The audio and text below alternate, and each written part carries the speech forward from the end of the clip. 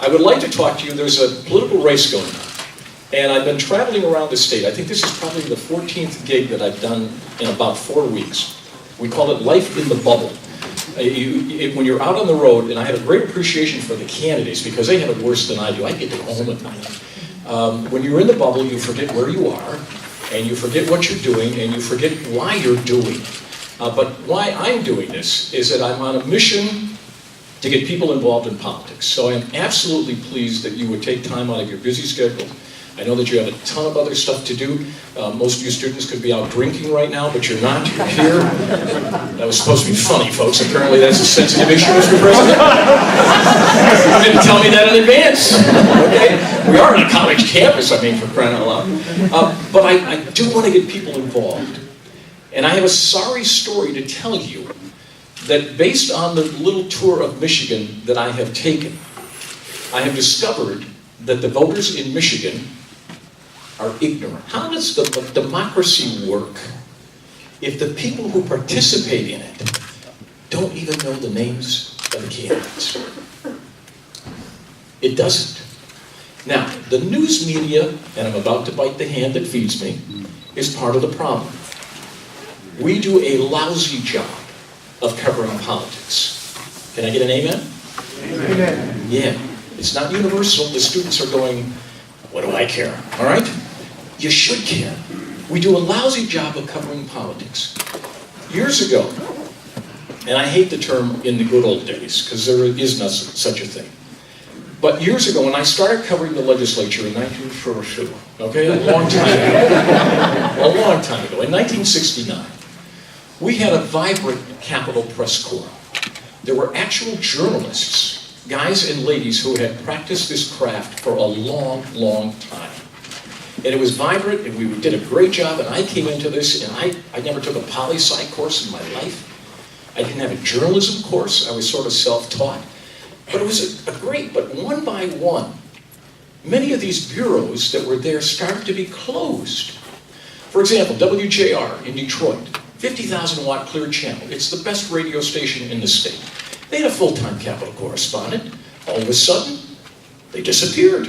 What happened? The Detroit TV stations had guys assigned to the Capitol. Suddenly, they disappeared. What was going on? Here's what was going on. And as journalists, we have lost our way. The consultants came in to the news directors and the station managers and said this: we have audience research that suggests people don't care about politics, so stop covering it. And if you do, you'll save some money. So they closed many of the bureaus down. And as a result, you all don't get enough information on what's going on through television or radio or the newspapers. I talk to my friends at the Free Press and the News who write, they can't get their stories in the paper. Now, if Jack Kevorkian does something on the Capitol steps with a goat, we can get that in the paper. Yeah, but if we have a budget battle and we shut the government down, they get in the paper, but nobody really pays attention. So you have a built-in excuse for not being able to answer my questions here, because we're not doing a very good job as journalists. Here's what's happened to my business. We are no longer about the business of journalism, which is simply this. I see myself as a journalist, and covering the Capitol and politics is a stand-in for you, to ask the tough questions of these people running for office, to see what they stand for, and then give that information to you, and then you make a decision. That's what my role is. But if we got fewer people doing that, you're not getting the quality of coverage that you need. And now journalism has become a means towards an end, which is to make money. And I think that is awful. I have no problem making money. Seriously, when I started out in the business, if a TV station made 10% profit, that was fantastic. Okay? Very acceptable. Now, for some reason or other, if you're not making 20 or 25%, all of a sudden, they're in trouble.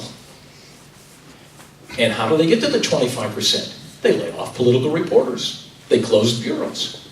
The role of journalism in democracy is to get the information to you so you can make an informed decision. We are not doing our job. and therefore it's tough for you. But I'm not going to let you off the hook. You do need to know who these people are. You really do. And so maybe there was a lesson here tonight that you will take, and between now and November 2nd, you'll get in the game and learn. But you got a lot of company. Let me just talk briefly about the race for governor. Then I do want to take your questions, because that's clearly the fun part. You do know the two guys running for governor, right? Yeah. Huh? Give me one of them, dear. Yeah, right here. Me? Yeah. Isn't it Kupiak or something? Stupiak, that's close. Give me one. Virg Bonero. Who? You said for governor, Virg Bonero. Yes, very good. And come on, who's the other one? Snyder. Who is it? Rick Snyder, better known as the Nerd. You guys do have TV up here, right? Have you seen the Nerd commercial? Yes? No, you haven't. Oh my God, are you from Ohio? Where are you from? Why did you get together with Eric down here? Okay? She's been stuck. Not liking this. Do you want to leave? I'm sorry. If I offend you, I apologize. Okay, all right. I go for any cheap joke I can get. You've learned that, okay? We got the nerd and we got the angriest mayor in America. Aren't we lucky people? Aren't we lucky people? Let's talk about them individually. Somebody sent me the nerd ad about an hour before it appeared on the Super Bowl. For those of you that missed it, that's the first day that it ran. I looked at the nerd commercial, and I said to my lovely wife, Gail, whom I'd like to introduce to you right now. Gail, would you please stand, my lovely wife, Gail? Stand up for me, honey. Come on, take this. Say hello to her. This is a saint, okay? Would you like to be living with this? I wouldn't, okay? But anyway, I said to Gail, I said, there's no way in heck that the people of Michigan are going to elect a nerd as governor of the state. I've lived in this state all my life. Now, where I went to high school, you know what we did to nerds? Does the term swirly mean anything? Now, you know what a swirly is, sir? No. The students back here, you guys know what a swirly is? Okay, just think toilet head, okay? In toilet, okay? That's what we did to nerds. They were not respected in our school. They were socially out of it. They had duct tape on their glasses. They had pins in their pocket with a protector, and they were totally out of it. So I'm thinking, this guy is crazy, running as a nerd. This will never work. Well, come to find out, with the younger people, nerd is actually cool. Nerds make money. And apparently with your generation, that's important, okay? Nerds make money, they're successful, and they end up running the company. So it's not all bad. So we have a generational problem on the nerd thing. And give Snyder credit. This was a brilliant campaign. He started out at 3% in the polls. 3%.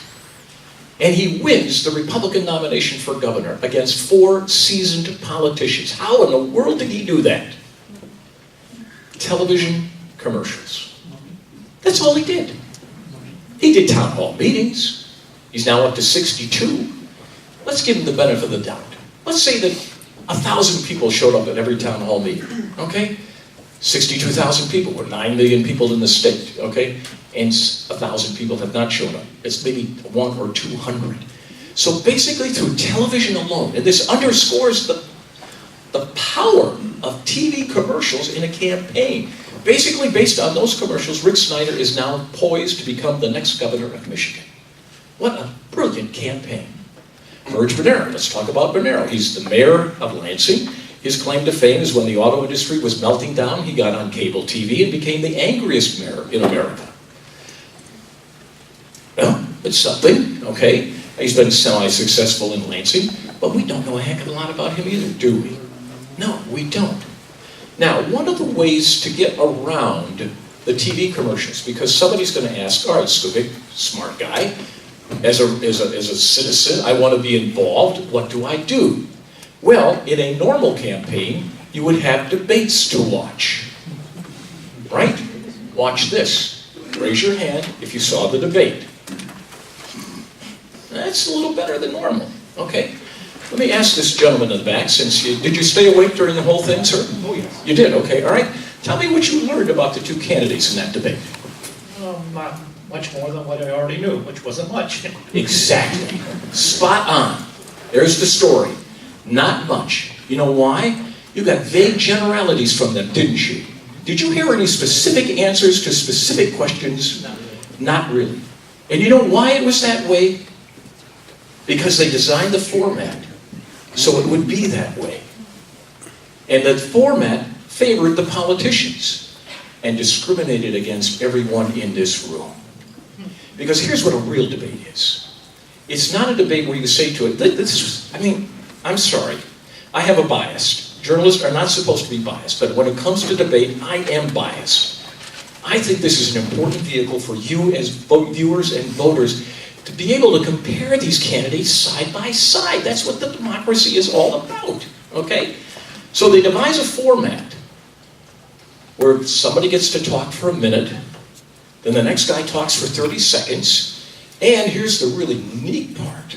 The reporters don't get to do any follow-up questions.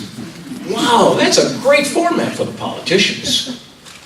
I have found in my career that the follow-up question is the vehicle to find out where these people really stand. So, sir, you're correct. We didn't find out anything new because the reporters couldn't do their job. Sometimes you have to ask these politicians, you don't find this hard to believe, they don't always want to tell the truth, okay? You have to ask them, that was supposed to be funny, okay? Sometimes you have to ask them 4, 5, or 6 questions. And then you finally get at the essence of what's going on. That format did not allow them to do that. That's why Rick Snyder agreed to it. Now, public television went to the 2 candidates, and we suggested what we call our traditional no-rules debate, which is where the candidates sit down and somebody asks them a question with the ability to follow up for an hour. And even if I say so myself, I think that is a more preferred format. Can I get an amen from anybody? Amen. Yes. We get to do follow-up questions. And so when these guys turn on the fog machine, which they did the other night, listen to these answers. Mr. Snyder, do you support the gas tax? Of course he doesn't, because it's a tax increase in an election year. Any stupid politician, he's a non-career politician. That's interesting. Acting like a politician. Doesn't answer, no, we're not for a tax increase. Well then, Mr. Snyder, what would you do to repair the roads? Quote, we need to tighten our belts. I didn't know it was loose. Oh, excuse me, if we tighten them enough, will we get, and if we do tighten our belts, Mr. Snyder, how much money will we get? You never got any of that. 0. Mr. Madero, what is your position on education reform? Yes, I appreciate that question. The answer is, education reform is in the minds of the children. What? That's why we're teaching them. They have no minds. We're trying to get them to have a mind. Can you believe that crap? Those were their answers. And then they moved on to something else.